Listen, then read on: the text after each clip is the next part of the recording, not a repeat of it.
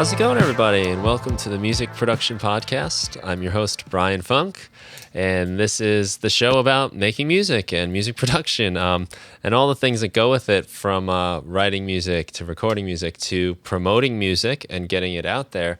And I think today's show is going to be a little more about the last part because I have Hazel Savage on the show. Hi, Hazel.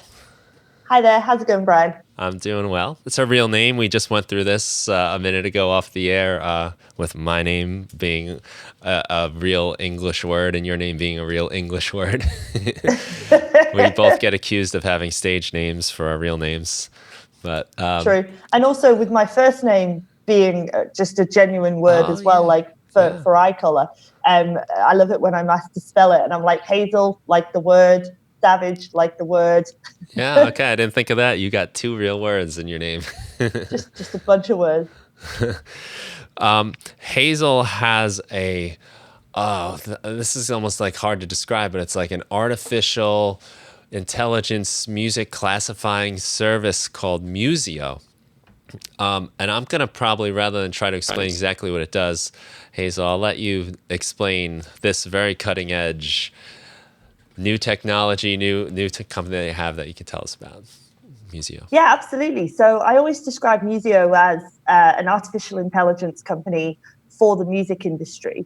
But then digging down into that, it's essentially an AI that can listen to music. So for any of the reasons, we work B2B with other music companies. So for all the reasons that those guys kind of need assistance, we work with production music companies who've got, 200,000 songs in their catalog.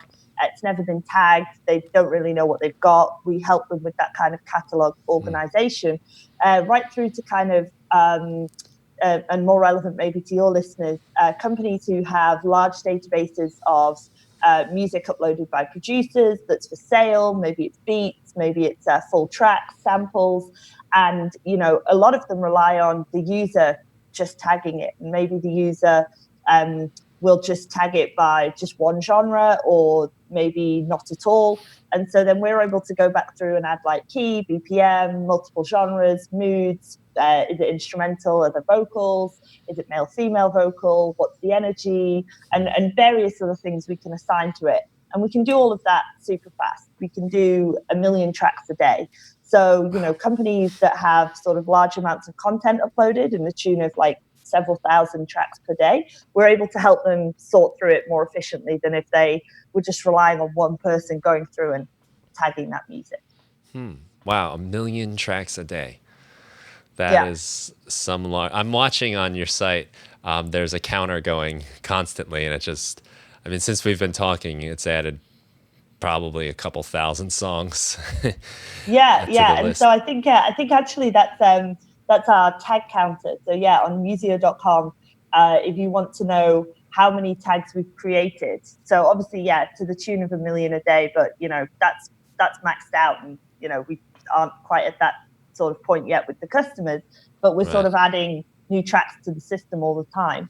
I think one of the kind of fascinating things about the music industry, which has been largely driven by music production, is that there are Spotify say they have 40,000 new songs a day added to their platform, and if you look at that sort of pre-iPhone, pre-2007, when I used to work in a record store in the UK, I would put the CD singles out ready for the sale on Monday, and on a quiet week there'd be like 2. On a really busy week there'd be maybe 5. So maybe like 30 new releases a month, and now there's 40,000 a day. So you look at kind of the difference in where music's gotten to, and someone actually just asked me yesterday, what's caused that, and it's really the accessibility and the improvement in production equipment that's more accessible to a larger group of people. Whether it's down to, like yourself, I think tutoring Ableton, but doing it via like a video call like we are now, so you can reach a wider group of people thanks to technology, right down to like every Mac having GarageBand preloaded, and then the kids today who are just rapping into their sort of notes app on their iPhone and uploading this content. So you've got the music creation right across the spectrum. and it's leading to more and more music being released all the time. And that's really the challenge that we address for music companies. How do they handle this volume of music when it's no longer manually possible? Right. That is the problem I have as a listener, is there's just so much. Constantly there. I mean, you can go on SoundCloud, for instance, and you can never keep up with any of it, even a percentage of what's coming out, even in a specific genre that you might like. Yeah, I think SoundCloud has 72 hours of music or content uploaded every minute. So that's a lot. And it's great. It's great that it's free to upload. A lot of, I think, the sort of very basic music production software is very accessible. So it's easier for people to maybe kind of start learning, on one of the kind of more free services. I even had a friend who worked for Guitar Center in the US, and he said that what we were doing was interesting because when he worked at Guitar Center a few years ago, the kind of company motto was like a studio in every home.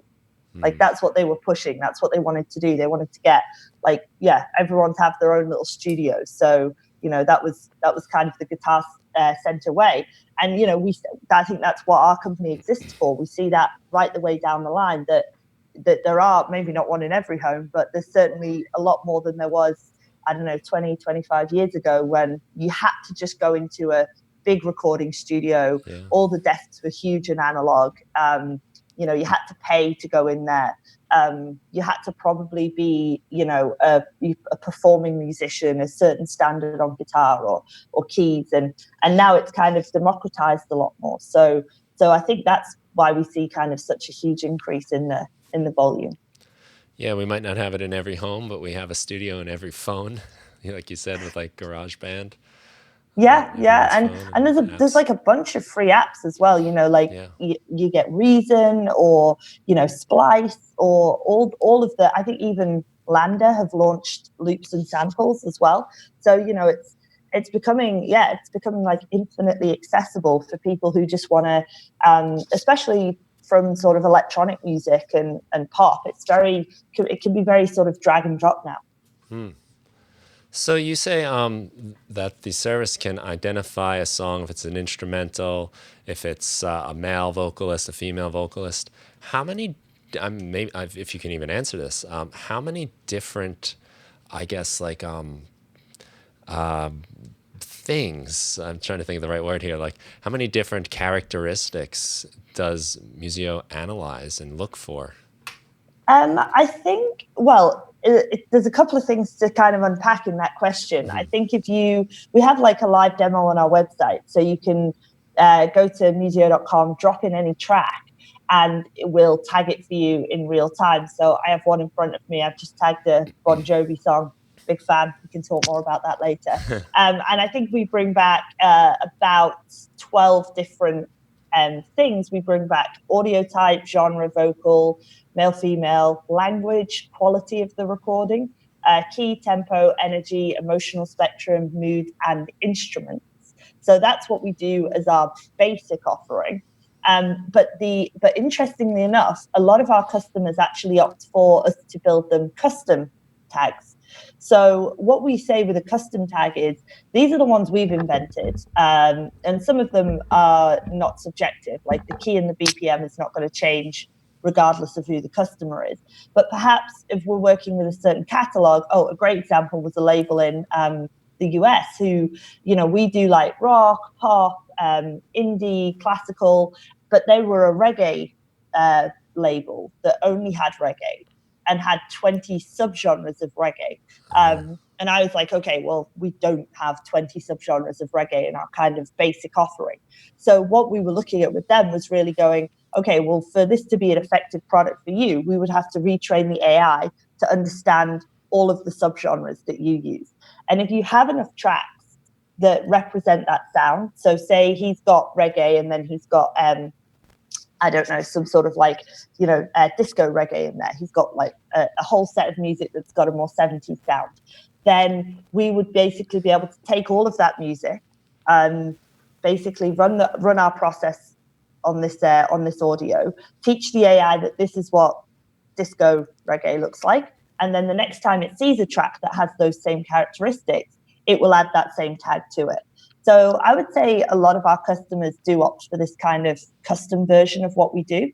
And I think it's all about genres and sort of music taxonomies meaning different things to different companies. I always say, it's tag this Bon Jovi song rock, but maybe when I say rock, I am thinking classic rock. I'm thinking Bon Jovi. I'm thinking sort of Journey and Whitesnake. But for other people out there, they may be thinking Coldplay or Dave Matthews, which is all three of them sound incredibly different. So we quite often need to retrain the AI based on the customer's definition and what they expect to see the results come back as. But in terms of that's kind of how many tags we create. But in terms of how many factors we look at within the song, what we actually do is to do our process, we take the audio file, so MP3 or WAV, we turn it into a series of visualizations. So the audio file becomes multiple highly colored spectrograms. And then from within those spectrograms, we identify points of light. And there are about 1,500 of them per song. So it's like any to the huge data points that we train the AI. This is what this looks like. So maybe if I had 1,000 songs that all like heavily featured the banjo, and we did this transformation on them, and you would constantly see the same patterns in the visual that mean the banjo is reoccurring. The AI is looking for those patterns of things that are reoccurring. And then we teach it, okay, this is what banjo looks like. And then the next time we show it a song that's got that same frequency, it goes, okay, this is a banjo. And so that's kind of how we do what we do, how many features we extract, and then how many tags we're able to create from it. That's a lot of info. I appreciate that. Yeah, so that's something you have to decide to choose to tell the algorithm or the AI to look for. So we started off with things that we thought people would want. I think most people do want like genre, BPM, key, and actually the kind of male-female vocal, being able to tell it apart. That one we only released a couple of weeks ago. And then the instrument classifier we only added about 2 weeks ago. So the ability to tell you which instruments the AI is identifying as well. So as I say, we can keep adding to it. Every time we sort of think of a new category, we might want to add. But most of our customers, as I say, they opt for a sort of combination of what we already do plus some custom work. So there's not sort of too much. We don't want to go too far down, building out like an ultimate 500 genre map only for a customer to come in and go, yeah, we use 80 and we want it to match exactly what we already do. So It's always trying to balance from a business side, how much should be custom versus, what stuff works across a lot of different companies. Okay. So then who are your customers exactly? Like, who are you servicing here? So there's a couple I can talk about. It doesn't have to be specific, I guess. I'm just curious, like, who the service is designed for. You don't need to give away like any of that information. Well, I can tell you like the types of company and then some examples. So we do work with a lot of sync companies. So companies who are providing music for like TV and advertising and film, which is a great new way for musicians to kind of increase their revenue and their livelihood from their music. So two sync companies that we're already publicly known for working with. One is Audio Network. So Audio Network is based in the UK, but they have about 9 offices globally. And they essentially have a catalogue of 170,000 production music tracks. And so what will happen is the customer will come to them and say, we're looking for something for our radio show. We liked what you gave us last week for that advert that we ran. Do you have anything else like that? So helping them being able to find similar tracks within their own database. And this moves into not just tagging, but the search offering that we do. So the ability to even take something from your own catalog, drop it into 170,000 tracks and pull the 10 most similar to that track, or dropping in a YouTube video, or dropping in or uploading an MP3. So maybe they have a reference track something someone's written for them but's not quite right, that they send and say, hey, do you have anything similar to this? And rather than the process being very manual of having a music researcher listen to that song and then think about their own 170,000 songs and think, what do we have? We just let them upload the track and then pull the most similar. So that's kind of what I like to call the sort of AI powered tools. It's the same music researcher, it's the same company, but it's just basically taking the task that either isn't possible, listening to all 170,000 songs, or taking the task that nobody really wants, which is spending, all day listening to potential songs and just sort of shortcutting that and being able to drop the track in and pull up 5 that are similar, have the music researcher listen to them all and say like, yep, no, great, done, send to the client. So you still have that layer of expertise at the audio network. You still have the curator who is the gatekeeper, but we just take a several-hour task and turn it into a few minutes. So they can do more. So they can respond to more briefs. They can get more music out there, create more opportunities for the artists that are in the catalog. Yeah, and I can see that being very subjective for a human, where they might hear an artist like say Billie Eilish, and they maybe latch on to like her style of singing, say, whereas another human is going to maybe listen to the production quality or the instrumentation, and then the third human that's asking for it is looking for a whole other aspect.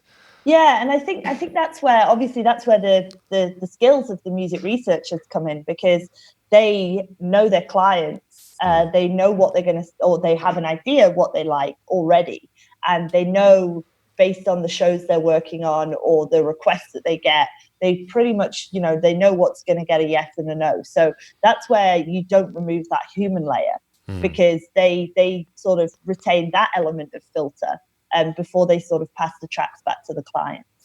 But one thing I'm excited about for the technology as well is increasing the opportunity for musicians and producers within the catalog.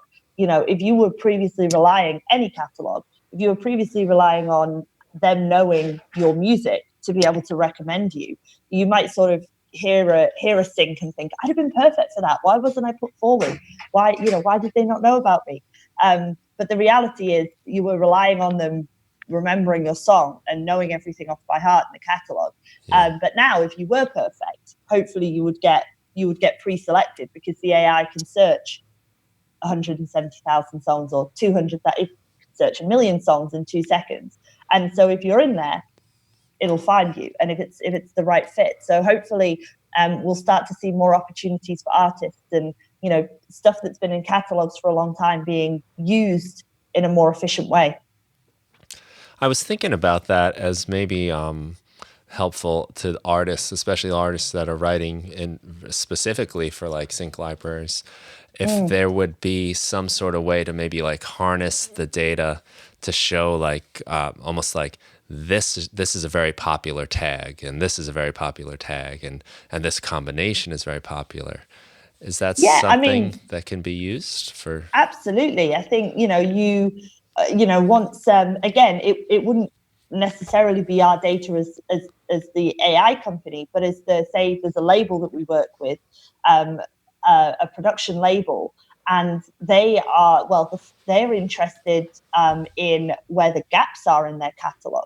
So if they have, say, 100 tags across their entire catalog, and we're able to see, rock has 5,000 and indie music has 5,000, pop has 10,000, classical has 100, then you're able to basically say, okay, here are the gaps in the catalog. What don't we have enough of? And then use that as information to say to your producers, hey, we're looking for more music in this style, especially with the emotional spectrum and the moods, I think I've heard sync supervisors say it on various panels. They're always looking for more happy music. Nobody writes happy music, not in the same volume that they write sad music. So if it's got a positive or an upbeat or a quirky or a vibrant tag, which are maybe all underrepresented, you're able to identify where the gaps are and maybe send out a mail to all your sort of producer or sort of live will say, or with this kind of music, make a fresh submission. So yeah, you're able to, when you can manage that amount of data in a short space of time, it's much easier to kind of pull this data much quicker. Could this be used also, say, for maybe like record labels, or maybe even just, I guess, music research to figure out like what are the characteristics of, say, songs that get streamed more often, or bigger hits, perhaps? Yeah, so actually we did a research project. I don't think it's live yet, but with a publication in the UK who wanted us to use the AI to look at like music across the decades, and basically do almost like an analysis of each decade, and then see if we could what was happening in the 60s versus the 90s when it came to the moods or the genres. Right. And probably we all know top line what was happening with the genres. You think of something as a very 90s sound or a very 60s sound, but what about the emotional spectrum or the moods? Like, I can't off the top of my head think, okay, well, if I think about every song I know from the 60s, what was the general moods of all those songs? So, and then seeing if we can kind of plot, sort of trends of the decades by things other than their genre. Were they all written in a specific key, or was a certain BPM more popular in certain words? Right. So you can do interesting research projects like that just to find out how things have changed and what things have changed. And then I suppose the theory goes then that you could extend that out to, if we then know with the very latest data what's been the most popular things of the first half of 2019, you could probably then start to make predictions about the second half of 2019. That's not something that we do. It's something that is possible. But as I say, we're not working with anyone who's asked us to build that yet. And also the challenge with that would be that you would need access to such a large database of music to make those assumptions. So you would need to be working with someone who has, the 40 million tracks a day, or the kind of volume that the really, really big streaming services do. And they are not going to give an AI company their music. And so, and again, we actually, we're very proud that we kind of only work our AI on catalogs that we have the permission to work on. So we don't acquire music or data illegally, which means that, someone would have to ask us to build it and volunteer for us to use their data to be able to check that the theory works. So yeah, maybe someday. We're still a relatively new company. I could see that being very interesting to compare the trends in music, like you said, like mood or even BPM, or just like you got a lot of the like emotional content stuff with social events and occurrences inside countries and locations, and how that affects the general direction of music. Like, because when you mentioned the 60s, there's a lot going on in the 60s with the counterculture, and I could just imagine like to then compare that to maybe a more conservative era or place even that might. Yeah. And again, if someone was breaking that out, that data geographically, or if they were even breaking it out by sort of gender, there'd probably be some interesting insights. I guess one thing that, as a company we're targeted to do at the minute is, because we started the company about a year and a half ago, is we're sort of currently focused on like the biggest problems. So we don't get so many kind of interesting kind of research or theoretical problems. Yeah. We get people with enormous catalogs who are like, help, we don't have BPM or key for millions of tracks. What can you do? So that's kind of where we try and help out in that way, and where you get the most traction as a new company. What's the biggest problem we can solve for the most amount of people? And fully automating something that's been manual for a long time. And I don't know about you, but at the start of the company, I actually manually tagged 1,000 tracks myself, just to see like what that process was like. It took me about 2 weeks. and it was a pretty awful experience. Tough 2 weeks. The music, it was pretty tedious, and the content I was listening to was not necessarily all of the highest quality, and it was really tedious and not fun. And the fact that an AI can automate that, and our AI, and well, we regularly tag 1,000 tracks in 5 minutes, and it's push of a button for us now. So being able to automate something and then get 2 weeks of my life back to do other stuff, it means it's great. And the AI doesn't complain. It's not tedious or boring to a computer to do this. So that's kind of where we think the real power of AI is for us, is doing that heavy lifting, not doing creative things, not doing that, and not doing things that other people sort of love to do. People love to write music. People love to create music. I don't know anyone out there could sort of categorically say they love to tag music. So, we're trying to sort of, bring more benefits to music companies and musicians, but whilst also using AI for the stuff that nobody really misses doing. Right. Yeah. And I guess this is, for you, there's more companies with large catalogs than, say, like graduate students working on their thesis of how music and society have grown together. But I still have quite a few of those conversations, and I'm always fascinated about what people want to research. We get a lot of students and grads reach out to us who are working on a thesis or putting something together, and if I have the time, I'll always have a chat with them. They're maybe researching how is AI being used, and what are the limitations. And I think in a research setting, sometimes you can do more because you're not worried about how do I turn this into a company and who'll pay me for it. You get to do something just because it can be done or because it's interesting. So that absolutely has a lot of value. I guess we're we're a commercial offering, so we have to go where the customers collect en masse. That's our plan. Right.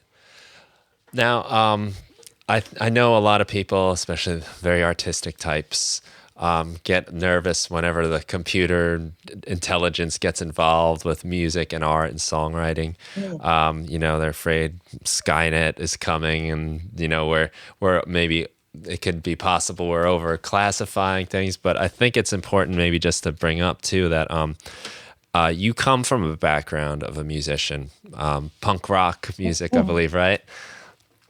I think I saw a video on YouTube. I used to.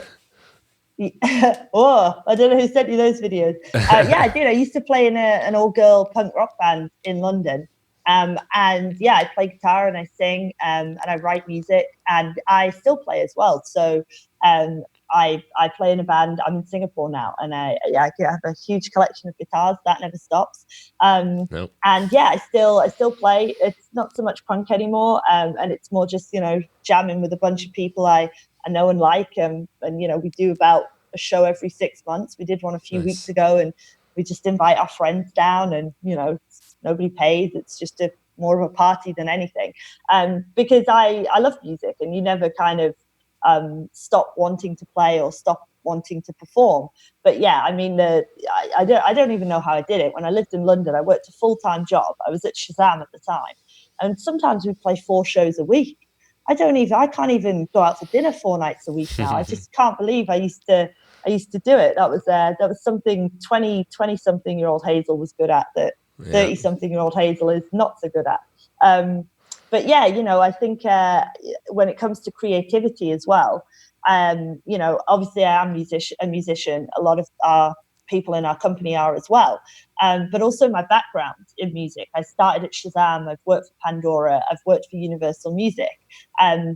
I have spent the last 14 years working in the music industry. I have absolutely no interest in destroying parts of it or an industry that I've kind of built my kind of whole working life around. And also a large percentage of my personal life as well as a musician.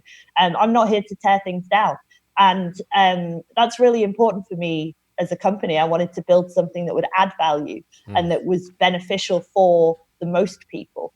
And I often get asked about this? Well, I often get asked about this because some people jump to the assumption that we must be using AI to write music. The minute people hear AI and music together, they think, oh, must be an AI to write music. And that's absolutely not what we do. I kind of differentiate it into the two buckets, which is you have AI music creation, and then you have AI music curation. And we are very much on the curatorial side. We have not done any AI generated music at all. I'm just personally not a fan of AI generated music. And I think for multiple reasons, I've heard it. And also, I'm like not a fan of anything I've heard so far. And I think it's fascinating, and I think it's interesting that it can be done. But as I was talking about before, it's my belief that AI is best used for the things that either can't be done manually or that are not great uses of human time. And I don't think you could ever use those two definitions to describe writing music. Mm. I still play guitar and I still write music, and maybe I'm not that good, but I certainly don't get paid for that. So does it need to be replaced? And that's kind of how I feel about AI written music. I think, you have people all over the world who want to be musicians, who want to write music, kids who start in their bedroom, who'll play hours a day. You're replacing something that people are happy to do and do of their own fruition. We replace tagging music, which, I hope there are no kids sat in their bedroom tagging hundreds of songs a night out of passion. And because I think, as I say, can we replace the tedious stuff and leave more time for the creativity? That's what's important to me. And that's kind of the ethos on which we built the company. So yeah, we're not in the AI written space whatsoever. I have seen, I've heard some music. I heard a song a year or two ago that was like created in like the style of the Beatles. And right, yeah, you could hear what it's getting at, I guess, but at the same time, you're like, I'm never going to listen to this again. There's something just not there in that type of song. And I say if you want a song in the style of the Beatles, get on to Spinal Tap and their classic "Give Me Some Money" before they were a rock band. I think again it's something that can be done. And another great way to define it is if you were to create a playlist, Brian, of your favorite genre of music, and I was to have the AI do the same thing, just one playlist. The AI builds one, you build one. Probably, odds on yours will be a better playlist. So, there won't be probably any potential sort of mismatch in there. You would make it flow really nicely. You would, you would build it out of passion. The AI would build it based on all the best data it has. But if it's just a 1-for-1, chances are yours would outperform. However, if you were a streaming service and you had 40 million tracks and 10 million daily active users, the AI can build 10 million daily playlists and send them out to all 10 million active users based on 40 million tracks. That you can't do. No one could do it. Right. That's not possible manually. So that's where AI has its strength in doing the stuff that a human either physically can't do or manually is just not possible. So if the option is everyone gets a personalized playlist or nobody does, it's better to have personalized offering. But if it just comes down to a straight test of one-on-one, a human still outperforms an AI. Likewise, if I was to give you that Bon Jovi song that I tagged, you would be able to tag the key and the BPM and the vocal, the genres. You might even be able to add some more interesting keywords in there that I've not done. And so, it might be that, a human can, on a one-on-one case, tagging one song, a human can outperform. But we can do 1 million a day. And, we can do thousands a day without the computer getting bored or getting fatigued or sort of changing its mind halfway through. Because actually, when I was tagging that 1,000 songs, I remember I got a song come up halfway through and I was like, oh, this is brilliant. Oh, I love this. And then I was like, do I love it? Or have I just listened to so much music I don't love that by comparison, I love this? And, I think maybe I should go back now and listen to it. And I might think, what was I thinking? That's terrible compared to everything I like. But you become biased as you go along, and you become biased as you get tired. Maybe then you have a coffee and you're more generous, and then maybe you tail off near the end of the day. Maybe you're in the mood for listening to a certain type of music, so you favor spending more time on certain genres. The AI will be much more consistent, and it will be much more consistent over a much larger volume of music. So again, as I say, if the job was literally to tag one song, I would say don't use AI, do it yourself. It's one song, take you 5 minutes. But if you need to tag 500,000 songs, we could do that for you, and it would be much more efficient and much more accurate than if you asked a human to do the same volume. Right. Yeah, I think that's kind of a fun thing for me too, is kind of seeing where, say if I'm listening to SoundCloud, sometimes I like to just let it kind of pick something that it thinks I'm going to like. And it'd be nice to like, sometimes it's way off and you're just like, what happened here? But it'd be nice to like have that improved more and more, just to, because it's a lot of how I get a lot of new music is just through some of these suggestions that come along. Yeah, and I like to think that AI could be used really well for discovery. And another good example, I was sort of demoing our tagging for a potential customer recently, and they asked me to tag Bring Me the Horizon's latest single, and I was like, yeah, sure. And my background, I love rock and metal, so I was like, yeah, I know Bring Me the Horizon, yeah, classic metal band. And I dropped it in the tagger, and it came back as like electronic music, and I was like, what's going on? Like, and then I was like, okay, I actually don't know this particular song. And I went back and listened to it, and it turns out they've completely flipped genres, and they're now like an kind of electronic sounding band. And I was like, they've had a career change. Good for them. But then also, if you go onto other streaming platforms, they're still categorizing everything they do as metal, because they've got that original assumption about the artist, and they just copy it. So, what about when Dylan turned electric, or, if somebody changes their style? If you just copy and paste data from a previous entry, you're not actually necessarily going to get everything right. And the person that gave me the test actually said to me, I knew that this song was not metal. I wanted to see if your AI was smart enough to not just pull like an assumption and to actually base it on the audio file itself. So luckily we passed that test. But I was a little bit freaked out, because I didn't know they'd switch genres, so I didn't know what was going on for a minute. So it's to be what's going on. You wouldn't want that song thrown in the middle of a metal playlist, for example. Right, so save you from that. Yeah, hopefully. Yeah, I was kind of thinking, this is a slight change.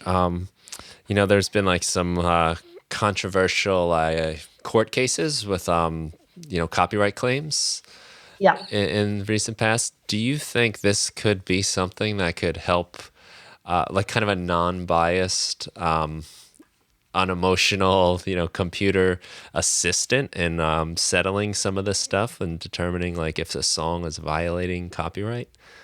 Yeah, I mean, possibly. I think actually I was asked this exact same question yesterday, because I was at dinner with a bunch of lawyers, and they were all fascinated if this could be a potential use case. And I think theoretically, yes, the AI could tell you to what percentage it's similar. But my point was, no one's ever asked us to do this, and this isn't what we do as a company. Because say that you do get those 72 hours of music uploaded every minute onto SoundCloud, or those 40,000 new songs a day on Spotify. The majority of them don't become hits, don't become anything, I don't know, over 10,000 plays. A lot of them stay on 0 play counts. So if it never becomes famous, it's not a problem. As in, it's not, maybe I could tell, of the 40,000 new songs uploaded today, beep, beep, beep, a little alarm goes off. There's a 30% match to Adele's Someone Like You that's been uploaded. But maybe that song would have been uploaded and absolutely nothing would have happened. And therefore, it's not worth Adele or her lawyers or anyone going after it for a copyright claim. It gets to the point when a song gets really big, really famous, that and it's making a lot of money, that then it becomes worth pursuing a claim if you believe there's similarity. But then you're dealing with the amount of songs that get that much play is such a smaller set.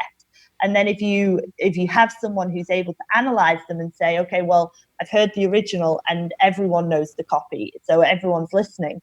And again, you're able to, the data is narrowed down for you straight away. And then when it gets to the court case, a lot of those things are, people listen to them, and I think it's judged on, however many points of similarity, but they're all kind of human defined points of similarity.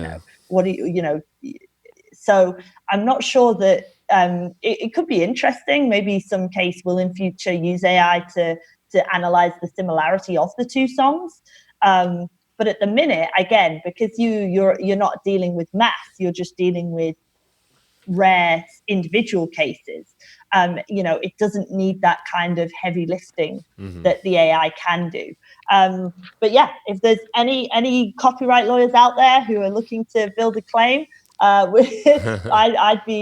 love to take a look to see if it's possible. There you go. It'd be a first. Yeah, I didn't think of it actually in terms of like this song got uploaded and boop, boop, boop, the red light goes off. That could be a scary 1984-ish kind of world.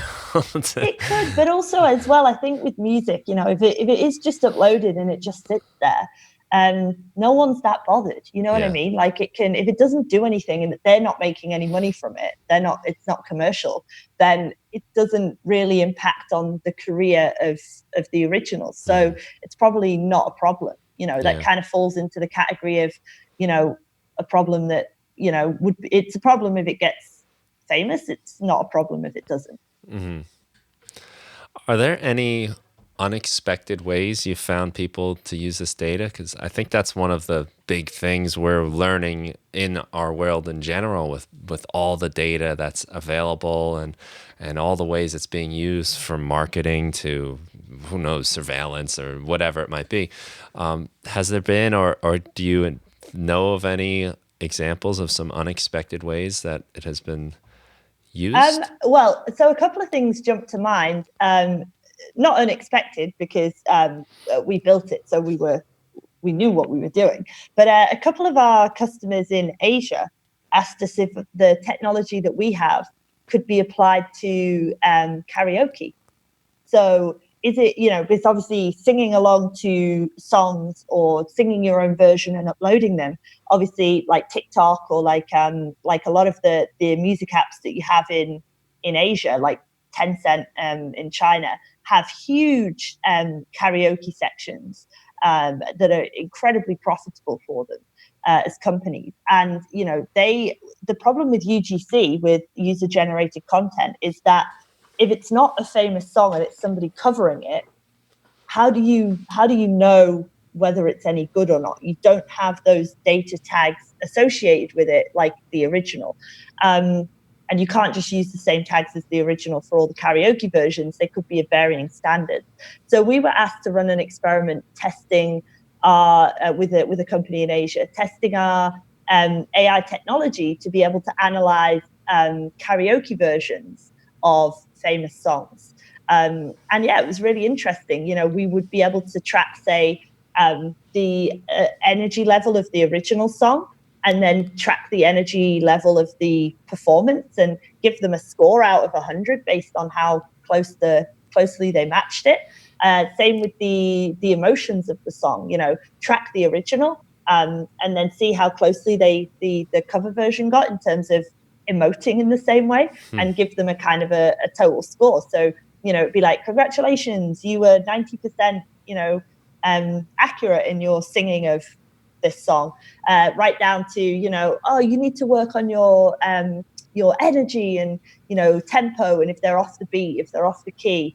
So that was a really interesting use case that hadn't occurred to me, to create a kind of a feedback loop for people where you have an original version that they're trying to copy. So I think that use case is really specific to Asia and really specific to the karaoke world. But that wasn't unexpected, because they asked us to do it, although it wasn't something I thought of myself. But then secondly, because we have the web tagging demo on the website, where you can drop in a YouTube link or upload an MP3. We had a guy get in touch once, and he only had like 200 tracks in his catalog. And we were like, oh, we normally do like a minimum volume because like 200's not a lot, but we have like this web tagging demo.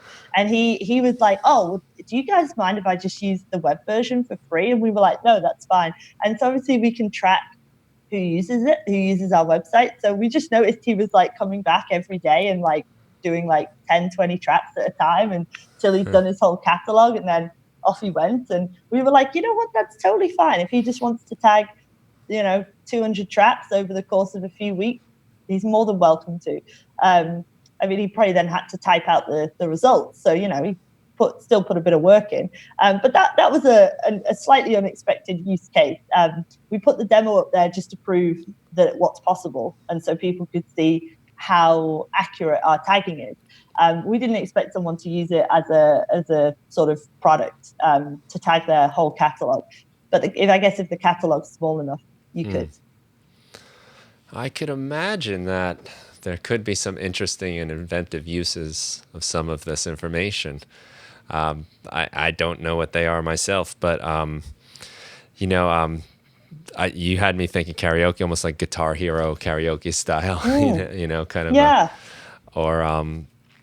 One thing I thought of, because one of the big problems I run into, and a lot of people I speak to on this show and students I have, one of the problems we run into is when you go to make music today, you have endless options at your fingertips. Even if you just have your basic DAW, you've got thousands of samples, thousands of presets. Yeah. Where growing up, I had my guitar, and when I was really lucky, I saved up and got a 4-track tape recorder, and then I had a microphone. Was it a Tascam? Oh, it sure was. It was the Tascam Porta Studio MK2, I believe. It was. Yeah, I think I might have had something similar. Advertised as the meat and potatoes 4-track recorder. But I got a lot more. I feel like I was very productive because I had a microphone, a guitar, my voice, and anything maybe I could hit for a drum. And that was it. So like there wasn't a lot of waiting around, and I was really only into like very specific kinds of music, so I wasn't very adventurous. Yeah.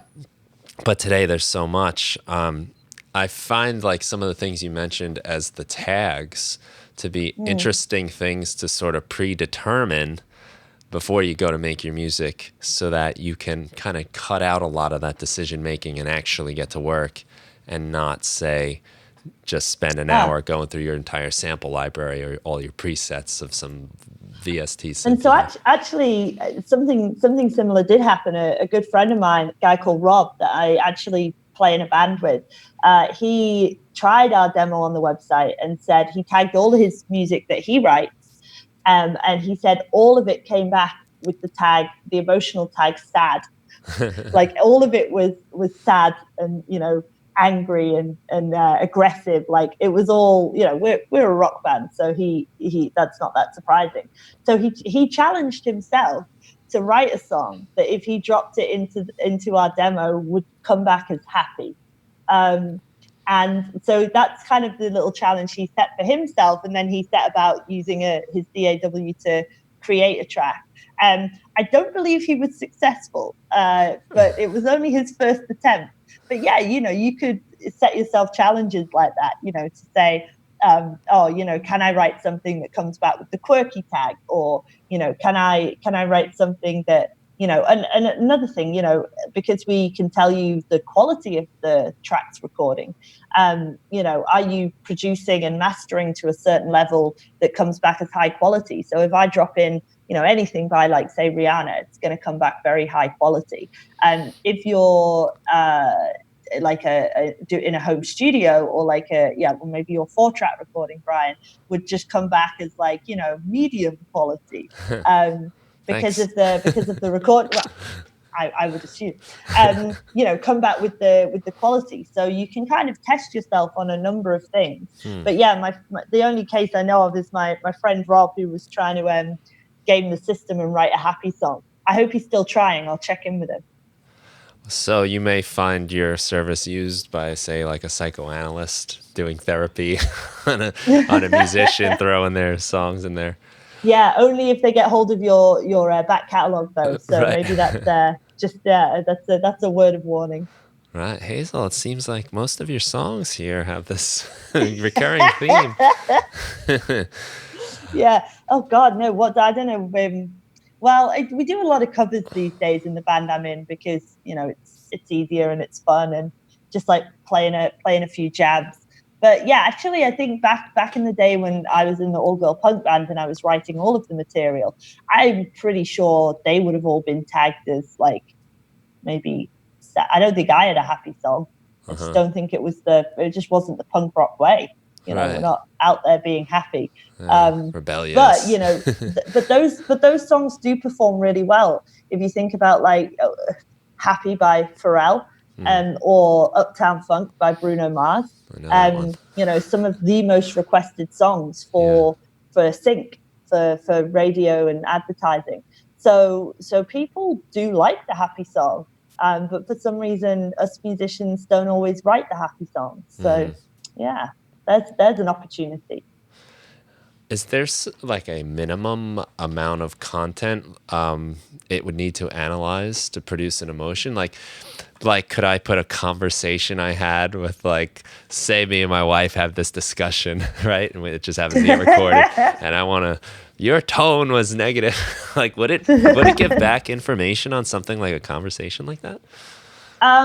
Yeah, again, theoretically it could. Obviously, we're focused on the music industry, so we're not doing spoken word. But the general rule is if you want to get the AI to recognize something, you have to give it a large database of samples. So at the minute we say ideally, so something like if you had, like, we would say, let's use the example like of the argument. If you had 2,000 audio samples of like a minute to 3 minutes each, and you had 2,000 different examples of people arguing, you could train the AI, this is what arguing sounds like. So you wouldn't ever want to go below about 1,000 in terms of the data set. But yeah, then theoretically the idea is now we upload the conversation you've had with your wife and we tell you if the AI thinks you're arguing. So yeah, I mean, because it's the same, if I have 2,000 songs that I consider to be like folk, like a traditional English folk song, and I have 2,000 of them and I train the AI, this is what English folk sounds like. The next time I show it a song, it will tell me if it's English folk or not. And if it is, it'll tell me, yep, this is English folk. And that's how you kind of generate the tag. So theoretically, if there's an audible signal, if there's an audible sound that something is occurring that can be heard by the human ear, like you and I can tell if we hear is arguing, like there's a lot of cues, but they're audio based. You could close your eyes and you can still hear that someone's arguing. Same with the English folk, when you hear it, that's what you're hearing as a human. If there's something that the human ear can define as a characteristic, theoretically, we can train the AI to identify the same thing. Where it becomes a little bit more difficult is say you're looking at subgenres of indie music. And I often use this as an example because it's my era. There was the thing growing up when I was young, a subset of indie music that was shoegaze. Yeah. So titled because supposedly the kind of the guitarists on stage would like look down and gaze at their shoes. So the AI doesn't know if they're looking at their shoes when they're performing. It just has the audio file. So maybe the AI can't tell shoegaze from like regular indie if they actually just sound the same, and the only difference is how the performers stand. Sure. Because that's not something that's not audible. So that's kind of a basic definition that if there's something in the audio, then we can teach the AI it. If it's something contextual or visual, then not so much. I can only imagine the tech support you'd have to do if you were trying to settle arguments with your system. I think maybe Sorry, go ahead. I was just going to say, maybe that's why we're in the music industry and not the family argument settling. Right. Probably a lot safer. I think your explanation of that, though, kind of makes a point that maybe like when people hear artificial intelligence, we've seen enough sci-fi movies where the machines take over.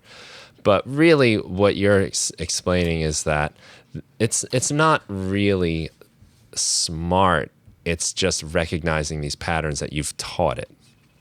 So it's not this living thing that's like becoming self-aware. It's really just recognizing these sets of patterns that it's because you say you need at least 1,000, really more. Yeah, and I think that is, the slight confusion in the industry. Like, I'll use the term artificial intelligence, but artificial intelligence kind of comes from the sci-fi world. And what artificial intelligence means is, have you created something that replicates what appears to be a human behavior to the point where it does it so well you can't quite tell if it's a machine or not? And so, as I say, the appearance of us being able to tag music really quickly, it does it as well as a human does, if not better and faster. So it looks like it's intelligent. It looks like it's coming up with it on the spot. And that's kind of what the term artificial intelligence means. But the reality of what we're doing is machine learning. And so, basically taking large sets of data, teaching a computer, this is what this looks like, and then having it replicate that. So there's no sentience, there's no personality, there's no character. It's just repeated learning.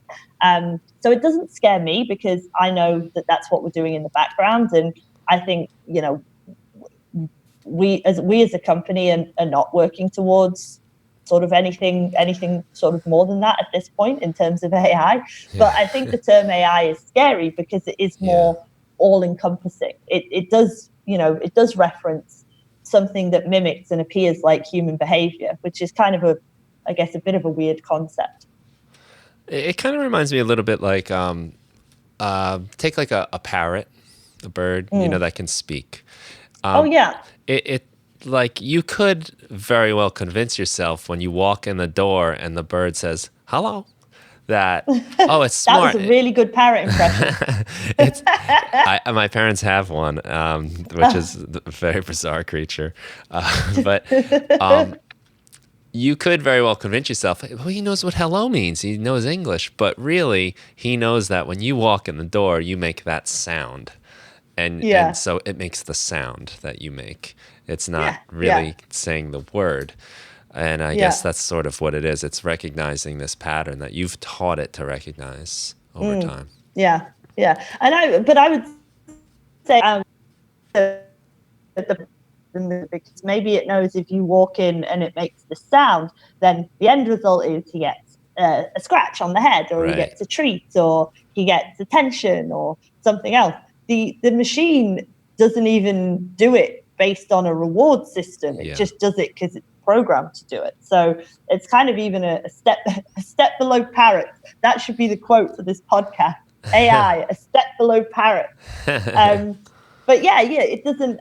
It teaches. It knows what we teach it. That's kind of the limitation of AI, and there isn't really a kind of a true artificial intelligence that's kind of fooling anybody. Even the best chatbots or the best, like Sophie, the robot who's been programmed, they're programmed on just massive amounts of data, and you can get enough data that it can seem like they're having a conversation. And I guess even with self-learning systems, it can seem like that as well. But that's kind of not how AI works in the music industry currently, and certainly not quite how we work. Now, let me ask you more a philosophical question. Do you go for it. Do you ever feel so like you can program it to be so well that it does seem like it's thinking, and like you mentioned Sophie, it seems like she's having a conversation, but really it's just because there's so much information. Does it ever kind of like freak you out in any kind of way where like maybe that's really all we are too, that we're just enough programming and information, or does this maybe even help you like recognize whatever that intangible thing is that it makes a human a human? That's a really good question. I mean, it's possible that the human brain is just like the most complicated computer chip in the world, and something that's, that no one's been able to replicate. And that's interesting philosophically. But it did remind me of I spoke at an AI conference in London earlier this year, and it was a super fascinating discussion because it was so philosophical. But what we were discussing was, the panel moderator showed some artwork and some music and various paintings that it turned out were all AI generated. And the topic of the panel was, can AI be creative? Can it truly be creative? Like, if we know it's built on other amounts of data. And I think, I'm always the heel in this situation, and that everyone else on the panel was like, yeah, that's super creative, we love it. And I was like, it's creative, like, because I look at the piece of art that you showed, and actually I like it, I think it's really good. And so it appears creative, in that you've tricked me into thinking that it is, because it mimics something creative. But then I take it a step further and say, but is it artistic? Which is, something can appear to mimic creativity whilst not truly being artistic, because I still believe the true definition of artistic needs context. When we look at the great art of the world, Vincent van Gogh, and, would paint because of his sort of tormented love affairs. And it means so much to us because of the context around it and because of who he was. And if you can have an AI paint a picture that's as good as anything he did and looks like something he would have done, that's great. But without it actually being him, and without it actually having the context of why, is it truly creative? And I think that's the difference. That's what makes the difference to people. And I think music, to an extent, will get so good that you can't tell if it was, paintings are at that point. Music is not. But music will get to that point where it's so good, it's hard to tell if it's AI or human generated. But I'm a believer that there'll be a market for just saying which is which, and people will have their preference. And for some people, context will always be important. And for other people, probably the younger generation, they won't mind so much. And it'll be like, you'll just have to say up front whether it's AI or human created, and then people will make their own minds up from there. But yeah, no, really, really interesting question. Well, it makes me think about a lot of the music that I love. A lot of the reason why I love it is because of the story behind it, the tale, or like the kind of like ethos of the artist, that what they stand for and what they're trying to accomplish means so much. And all the great stuff that I've ever loved, like, as I go deeper and you learn more, it brings you closer and you connect with it. Yeah. And like even when we both were talking about shoegaze before, and we both instantly adopted the pose, AI could probably have a crack at writing a shoegaze song, but no one would do an impression of the AI looking at its shoes, because it wouldn't. It doesn't have that element to it. So it's, when it comes to connection, which is really all human beings are ever looking for through music or through art, the AI can't replicate that part of it. It might be that, maybe a fantastic AI piece of music gets a great community built around it and they interact with each other. Maybe that's what'll become the sort of connection that people require. But I don't think, certainly not for me, it's not something that I particularly want. I don't hear one piece of AI music and think, oh, I wonder what else they've done. I would love to get into their back catalogue. Like I was doing, God, this is daft, but we recently did a cover of Rush's Tom Sawyer. And I was like, this song is insane. This song is just so much going on. And then I looked into it, and I'm reading about it online, and it's like the drummer writes all the lyrics. Is it Neil Peart writes all the lyrics? And I'm like, right, well, what did he write this about? He'd like read a book that was an analysis of Tom Sawyer, and then he wrote a poem based on that, and then he wrote the lyrics based on that. And then I start reading that he won't give interviews apart from to drum magazines. And now I'm just going down this, like, you have this song, but you have this ridiculous kind of back history, which again is part of it. It's part of the interest to musicians, I think, as well. So yeah, that can't be replicated. Yeah. Yeah, that whole train of thought that happens. Yeah, and you're not going to get, I guess, people wearing like flannels and ripped jeans like they did for Nirvana, based on, because like so much of what was important about like a band like that is their like stance against what was going on, and just that community for maybe like people that didn't feel like they were part of the mainstream, even though ironically they become the mainstream. But I guess it's changing a little bit with, like, say, Korean or K-pop bands where the lineup is not fixed. It's the brand, the name is the iconic thing, and the artists cycle in and out as they get older. They retire and a new one comes in, and they use TV shows to vote for who you want to join the band, and it becomes, for some of the younger generations, it becomes less important. They've restructured it slightly. You can't ever imagine, like, Dave Grohl leaving Nirvana and being a reality TV show to, like, find Nirvana's new drummer. It wasn't. It was about people you knew, and it was about immediate connection. And that is changing with the way different cultures are doing music and the way the younger generation are approaching the bands that they love. And I think it'll keep evolving, and that'll keep changing. And I'll be too old to really understand it. That's okay. Yeah, right.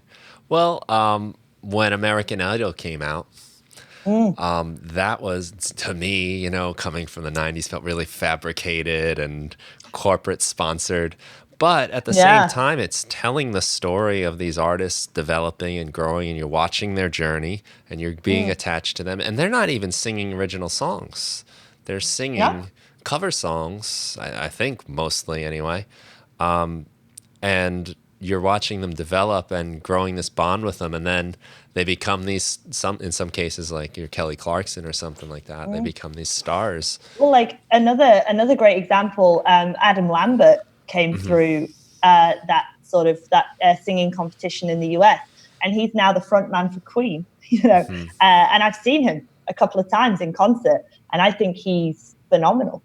And if you hear Brian May talk about it, it's kind of given a new lease of life to the band, who didn't feel like they could tour because they've never got a vocalist they felt could work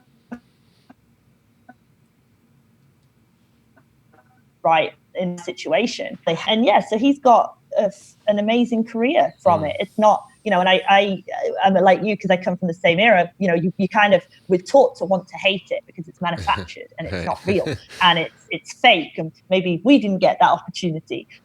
But with a more sensible head on, the reality is he's amazing. He sounds great. It's a great fit. The band are happy. He's got a great career, and it's a great live show for anyone that goes to see it. And I think that, subsequent generations are less judgmental than we were taught to be. Like I believe millennials, which I think we probably fall into that category, our buzzword was authenticity, which is not something the younger generation are as obsessed with as our generation was. So I think that we will see changes because they've got different priorities and different things that, they accept values. And that they value. Yeah. Well, when I became a high school English teacher, I was only 25, I guess, at the time. The first book I had to teach was Catcher in the Rye. And there's a whole bit in there where Holden Caulfield is talking about his older brother, who's a writer, and he calls him a prostitute because he's saying he's doing it for the money. He's sold out. Yeah. And I was trying to explain that comparison to the class. And I'm like, well, he sold out. And they're like, what's that? And this constant selling out, like in the 90s, was like, you know, oh, yeah. you know. And you know what? I heard the most amazing saying about selling out, which was, in the 90s, selling out was just absolutely the worst thing you could do. And, having your music on an advert would be considered selling out. Right. And I heard that now, if your music isn't on an advert and you haven't sold out, it's because no one asked you. Yeah. Yeah, the concept and the way they think about it is just totally different. It's well, how are they supposed to make their money? Like, that's their attitude, and that's really celebrated too. A lot of the pop stars flaunting their money, whereas a lot of the people, I guess you and I grew up with, that wasn't what you didn't see Kurt Cobain in his Ferrari, or Eddie Vedder like in his. Even if they had a private jet, they weren't like, here we are, Yeah. And unless we're talking about Iron Maiden, then they had a whole plane. But yeah, no, it was in certain genres and certain sort of circles at a certain time, it was considered the worst thing in the world to sell out. But now, I don't know an artist in the world who'd say, oh, they want to use your music on, at the Olympics, they'll pay you X amount. And I don't know anyone that would turn it down. And it used to be a big, oh yeah, we turned it down. Of course we turned it down. And now it's like, no way, that's like a major revenue stream. Yeah. Like, why would anyone turn it down? But yeah, if you're not selling out now, it's because no one asked. That's what I've heard. Yeah, I guess so. Funny way to think about it. Well, this is all cool. We're seeing like a lot of like interesting AI stuff go on. I wonder if maybe that term is maybe a little bit flawed or maybe tainted from science fiction. But like companies like Isotope, who make plugins that can kind of like analyze your song and like help you get a mix right, give you like a starting place. Also, Google did I don't know if you saw the Magenta stuff they did. Which is pretty interesting. I think it's a really cool use of computers to write music, because it's not really writing the music. It's sort of like they have a few different devices that you can actually use in Ableton Live through Max for Live. Oh, cool. And so they have, there's like 4 or 5, I believe, or at least that's when I first learned of it, where you can like say put a melody in the first part of it, and then you can put a more complex version of the melody, and it'll like evolve it to like over 8 bars. You can tell it like how far. You can have it generate things based. You're really still kind of the boss of what happens, but it's an interesting way. It gives you some things to work with, and then again, ultimately, you have to be the curator and the one to decide. All right, that's a cool thing. That's not so cool. And in a lot of ways, I don't think that's so different than some stuff that I do myself, where I'll kind of do experiments with maybe sending sequences to like a synthesizer and then just recording for 5 minutes and randomly doing stuff and then picking out the best bits. And I think you're right. And I think the term artificial intelligence is probably misleading. And I think to an extent, some companies start saying they're AI and then they drop it really quickly as like a way they explain themselves, because you could call yourself an AI company who would just say tracking like Spotify play counts, and you're tracking Spotify play counts to see which song is trending the most, like what's coming up, and then you're able to say, haha, this is going to be the next big hit. Now technically you've gotten that information digitally, artificially, and it appears to be intelligent. So you could call it AI, but it's not the true use of AI in terms of machine learning and neural networks. So the term AI is often incorrectly applied in a lot of instances. It makes my job more difficult when a lot of people use the term, but also as well, it does frighten some people. So I think if you are a company that doesn't need to say they're using it, then I know a lot of companies who used to claim to be AI companies who are now sort of branding themselves in a very different way, maybe because it's more approachable or it's slightly different. I know certainly I sort of feel like I'm still kind of wedded to the phrase purely from the perspective that we're a new type of company. and really the only one of our kind. And especially for me, it's a large part about educating the music industry as well. But yeah, I mean, there's, given that a lot of people think music AI must always be generated AI written music, maybe there'd be an argument to say I should choose something else to separate myself from that pack. But I'm kind of trying to normalize the use of the word and normalize the use of the technology specifically for what we do. Yeah, I've sort of thought about like my own music making as like a series of decisions of what to exclude almost. And in some ways it can get very computery. Like I decide, okay, I've decided on this BPM, I've decided on this key, so I've restricted my notes, and I've then decided on these chords, which is now another restriction, and maybe a genre, which now puts me down. So it's a lot like, I guess, kind of like what you're saying, how like the computers can make their own songs, their own paintings at the conference you were at. But a lot of where there's still that human factor of like, why am I making that decision? Well, it's because I have this particular emotion I'm trying to express, or whatever it might be. It's cool stuff. Awesome. I think it could really be useful. I know like your clients are more like the businesses, but I think a lot of this could really trickle down very nicely for the end users and for the musicians that are trying to get their songs placed and like getting it recognized and found, and maybe even like helping them decide, like you said, like there's a need for these happy songs, and that makes a lot of sense in advertising, because usually you're trying to say this product's going to make you happy, make you feel good. Yeah. So my sad song about how miserable I am is probably not going to be a good fit. and actually, coming up, we're releasing a product really soon. This is an exclusive. We're releasing a product really soon that's going to be targeted towards producers and DJs, that gives you access to the same technology that we work with the bigger music companies on, to let you kind of tag and search on your own database.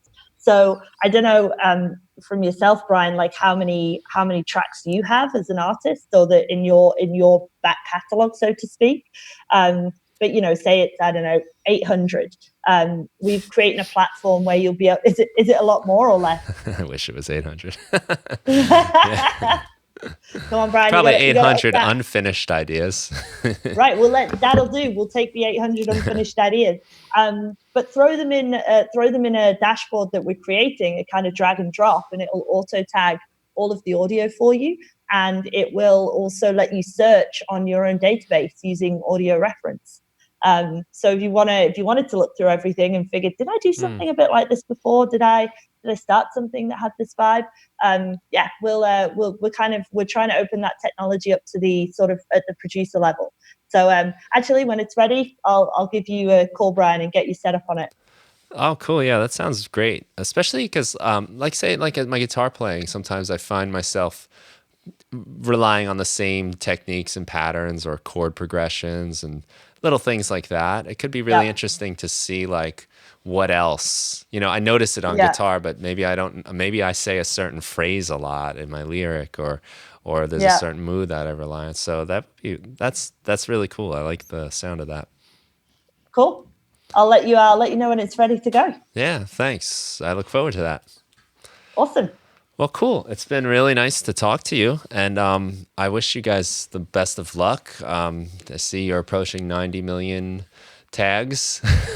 All right, let me just check the counter. Have we ticked over? Not quite. Oh no, I don't think that's going to tick over today. Yeah, but that's fun to watch it go. It's amazing. Yeah, sometime over the weekend, I reckon. Yeah. Okay. Do you have like a party for that or anything with the company? Well, it's Halloween weekend anyway, so we're going to have a fun fancy dress party in the office, but not related to the tag count. I don't think. Okay. Yeah. Well, cool. Yeah. So people can check this out at musiio.com. It's musiio.com. It's pretty interesting. Throw a track in there and see what it tells you about yourself. Yeah. Like a little musical psychoanalysis of your work. But yeah, I wish you guys the best of luck. I appreciate you taking the time here. Thanks, Brian. That's awesome. And we'll say goodbye to everybody and then wrap it up. Awesome. So, do you want to send anyone to any of your own personal work? Absolutely not. Okay. If you can find me on YouTube, just don't tell anyone. It's probably all of very questionable quality. But no, I'm not so much. I did find the punk rock band, and it looked like you guys were having a lot of fun. So yeah. I won't put it in the show notes, but it didn't take that long to find it. You know what? It depends. There's a few videos that I'm okay with, so maybe I'll filter and we'll put the good stuff up there. Okay, yeah, you can let me know. I'll put it in the show notes. You got it. All right. Well, thanks for listening, everybody, and have a great day.